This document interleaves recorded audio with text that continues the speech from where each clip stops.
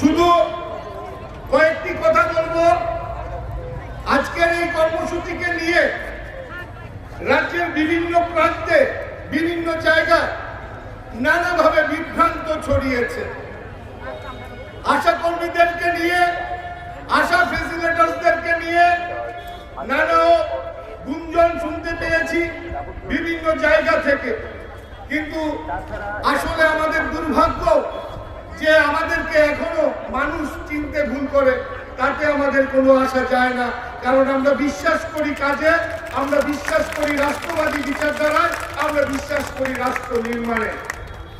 যখন প্রোগ্রামটা করছি, এই প্রোগ্রাম যখন সকাল থেকে সাজানো গোছানো হয়েছে, এই ফ্ল্যাক্সের উপরে যে গেরুয়া রংটি, সেই রংটি দেখে অনেকে বোঝার প্রয়োজনীয়তা ছিল যে যারা প্রোগ্রাম করবে তারা রাষ্ট্রবাদী বিচারধারা নিয়ে তারা প্রোগ্রাম করবে। কিন্তু একটি বিধানসভা কেন্দ্রে এবং আগরতলা একটি বিধানসভা কেন্দ্রে তার ওয়ার্ড অফিসে ওয়ার্ড সেক্রেটারি দিয়ে আশাদেরকে এই প্রোগ্রামে আসার জন্য না করা হয়েছে।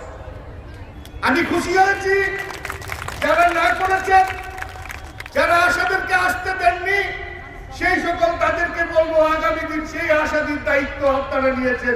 আমি অনেকটা শান্তি পেয়েছি, রিলিফ পেয়েছি। আমরা বিশ্বাস করি রাষ্ট্রবাদী বিচারধারায়। মনে রাখবেন, রাষ্ট্র নির্মাণ হয় যখন রাষ্ট্রের মানুষ ভালো থাকে।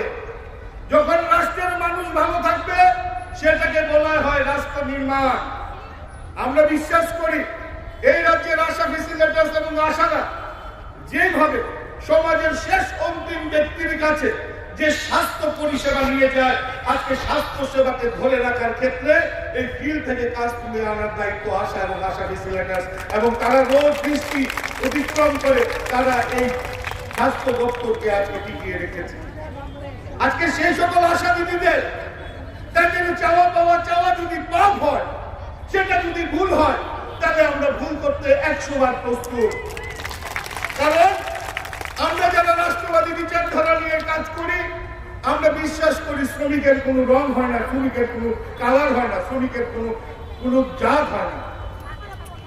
শ্রমিক পিছিয়ে পড়া শ্রমিক, যারা অর্থের প্রয়োজন। আজকে এখানে যারা মাতৃশক্তিরা আছেন, আজকে যদি অর্থের অভাব না থাকতো, আজকে যদি আপনাদের পরিবারের সফলতা থাকতো, তাহলে কি আপনারা আশার কাজ করতেন? আপনারা আপনাদের